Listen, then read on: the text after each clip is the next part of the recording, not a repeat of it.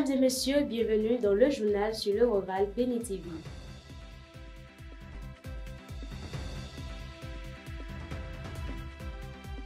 Au sommaire, la deuxième édition du Week-end Bio a bien démarré hier 28 novembre 2024. Que faut-il retenir de la première journée? La réponse dans ce journal.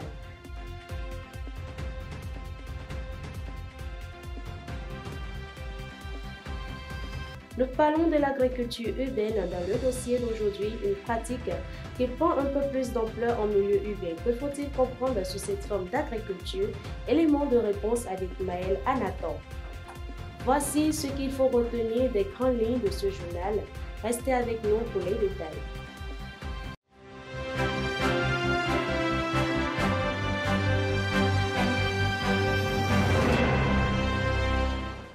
Nous sommes de retour sur ce plateau, mesdames et messieurs, voici la météo. Demain, dans la matinée, à Ouidah, il y aura un beau soleil. La température sera de 25 degrés Celsius, mais la chaleur ressentie sera de 27 degrés Celsius. La force de vent oscillera aux alentours des 5 km par heure direction nord-ouest. L'humidité relative de l'air sera de 80%. L'après-midi, le soleil sera prédominant. La température de demain après-midi atteindra les 29 degrés Celsius, mais sera plus chaud, 33 degrés Celsius. Le vent devrait atteindre en moyenne les 7 km par heure direction sud-sud-est. Un clin d'œil à nos téléspectateurs de Ouidah. Contournons dernier avertissement pour l'affichage publicitaire illégal. Le maire Luc Atrokbo a rappelé le 27 novembre 2024 l'interdiction stricte d'afficher sur des supports non autorisés conformément au décret numéro 2023-453. Cette pratique nuise à l'esthétique urbaine et à la circulation. Une amende de 50 000 francs CFA par jour est prévue pour les contrevenants. La mairie et la police républicaine veilleront à l'application. Les citoyens sont appelés au civisme pour préserver l'environnement. La filière piscicole au Bénin, un secteur en plein essor qui offre d'opportunités professionnelles, mais confronté à des défis qui freinent son développement. Suivons ce reportage de Opportune Aritiémé, Pierrot Dedila à travers la voix de Madeleine Atodino. La filière piscicole au Bénin connaît un développement prometteur et pourrait être une solution pour répondre à la demande croissante en produits halieutiques. Bien qu'elle regorge d'opportunités, la filière reste confrontée à des obstacles qui freinent son plein essor. Les difficultés auxquelles nous sommes confrontés, d'abord, ce sont les difficultés d'infrastructure. Il y a les difficultés pour nourrir nos sujets.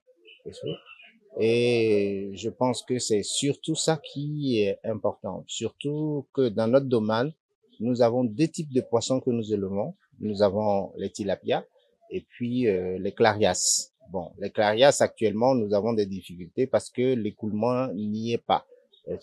Du fait que le Nigeria ne prend plus nos produits tels qu'elle le faisait auparavant. Les difficultés sont énormes. Depuis les infrastructures jusqu'à l'alimentation. Donc, nous avons beaucoup de problèmes dans la mise en place des infrastructures. On a aussi beaucoup de problèmes dans l'alimentation des poissons.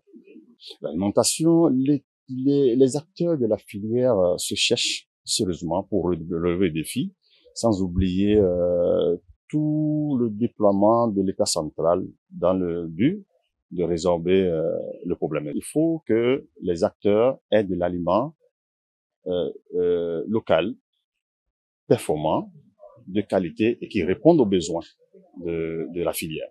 Ce qui n'est pas encore le cas jusqu'à présent. Ce qui fait que, jusqu'à aujourd'hui, nous produisons trop cher puisque nous utilisons de l'aliment importé.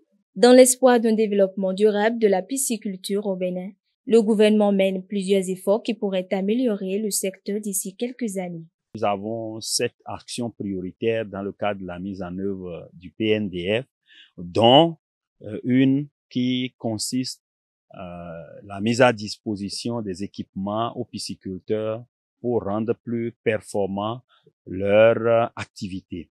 Nous mettons également en place au niveau des pisciculteurs des grillages, des rouleaux de grillage de protection pour ceux qui sont dans les plaines inondables, s'ils peuvent entourer donc leurs étangs de grillage pour éviter que lors de la crue, les poissons s'échappent dans ces étangs-là. Donc, c'est l'appui qui est en train d'être fait actuellement sur toute l'étendue du territoire.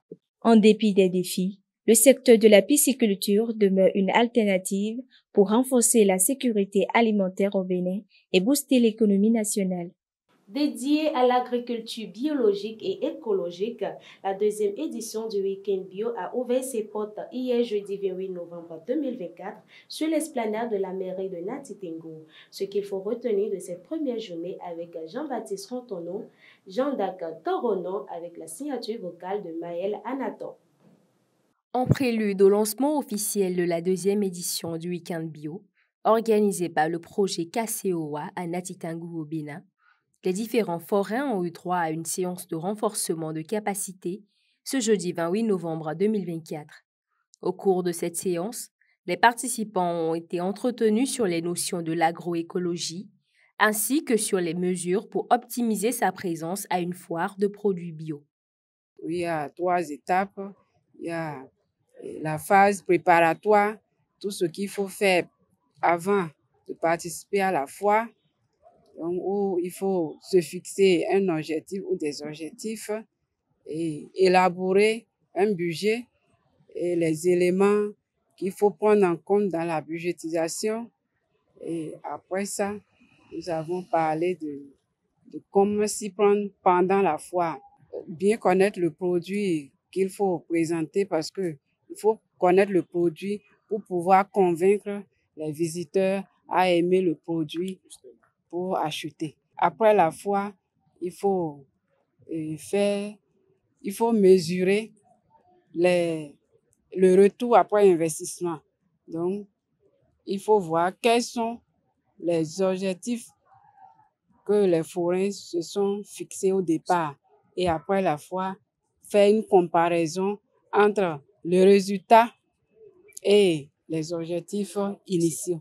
Les participants ont apprécié cette séance ainsi que les différentes connaissances partagées. D'abord, je remercie l'initiative parce que cette séance nous a permis de retenir des leçons de ce que nous avions eu à faire précédemment parce qu'il y avait eu une première édition. Donc, c'est au regard de cette édition que des leçons ont été apprises. Donc, on nous a appris à améliorer tout ce qui a été fait et d'optimiser notre présence sur le terrain pour favoriser les objectifs que nous sommes fixés à atteindre. Donc, je suis très ravi d'avoir pu participer à cela et je compte vraiment mettre en application ces acquis-là lors des 3 prochains jours de foire qui se tiendront à Nati Tengu ici.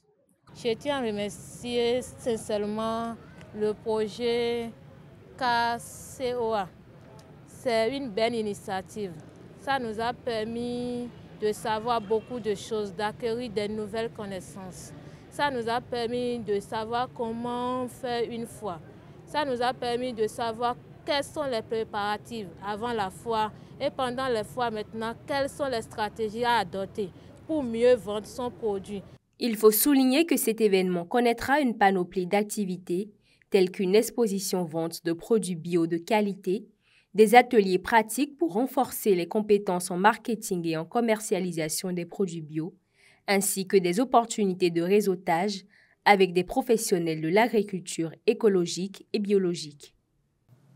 Décision importante du gouvernement sur la sécurité alimentaire au Bénin. Une autorité de certification et de valorisation des produits agricoles locaux a été mise en place autour de la table ronde ce mercredi 27 novembre 2024.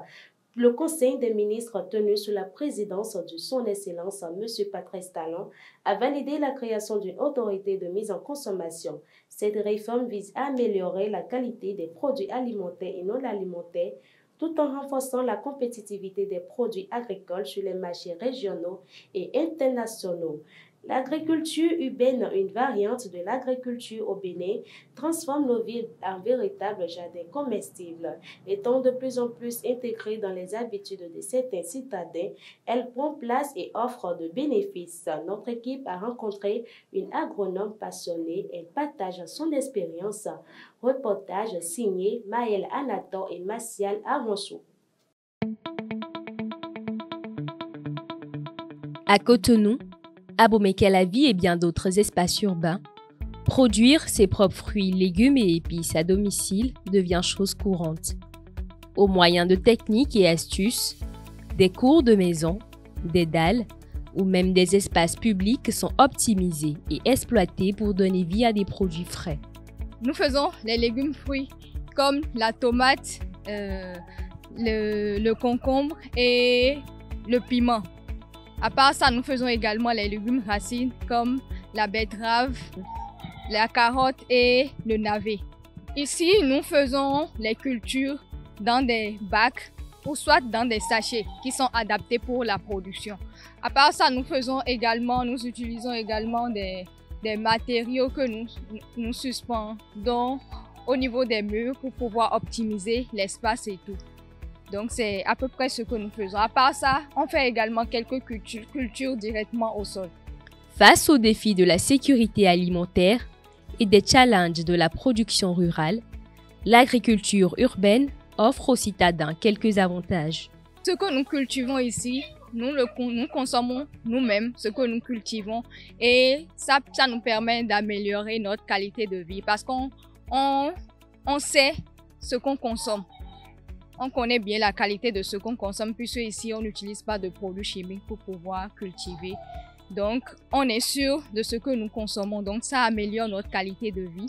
Et à part ça, sur le plan économique également, nous vendons les cultures que nous faisons ici. Donc ça, c'est avantageux déjà sur le plan personnel et également sur le plan économique.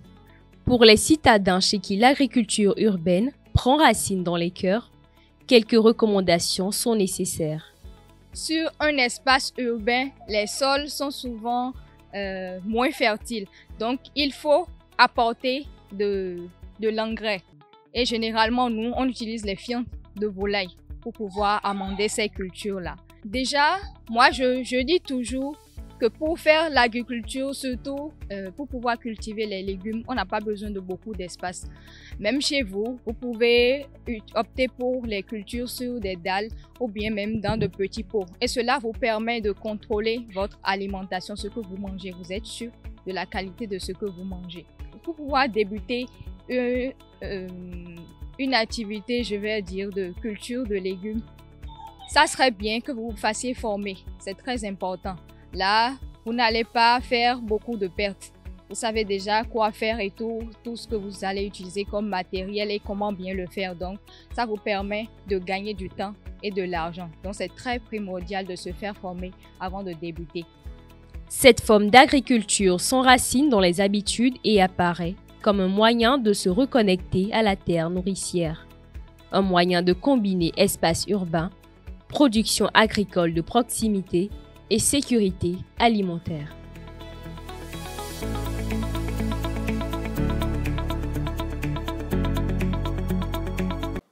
Nous restons toujours dans le domaine de l'agriculture. La deuxième édition de la Semaine nationale de l'agroécologie SNAE se tient à Abomey-Calavi du 29 novembre au 1er décembre 2024.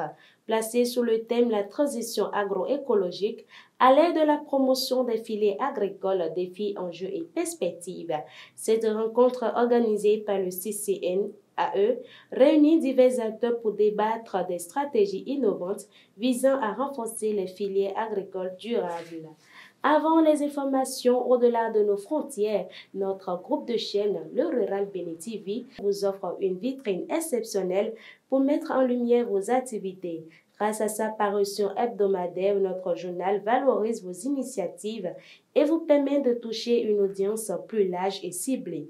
Avec la location d'espaces publicitaires stratégiques sur nos sites, nous boostons votre visibilité auprès de professionnels et passionnés du secteur agricole. Contactez-nous dès maintenant au 01 90 35 04 90. 01 90 35 04 90 pour en savoir plus. Hors de nos frontières, dans le cadre de la campagne cotonnière 2025-2026, la nouvelle société cotonnière du Togo, NSCT, a lancé un appel d'offres international ce 27 novembre 2024. Ce processus concerne la fourniture d'intrants agricoles tels que les engrais herbicides, insecticides et régulateurs de croissance répartis en 10 lots. Les opérateurs intéressés ont jusqu'au 11 décembre 2024 à 10 h pour soumettre leurs propositions, contribuant ainsi au rendement optimal des producteurs. Ainsi se conjugue au passé cette édition. Mais avant de nous séparer, il faut retenir ceci. Dans la vie, pour réussir, il faut la patience du paysan et la détermination du forgeron. Mesdames et messieurs, portez-vous bien et à très bientôt.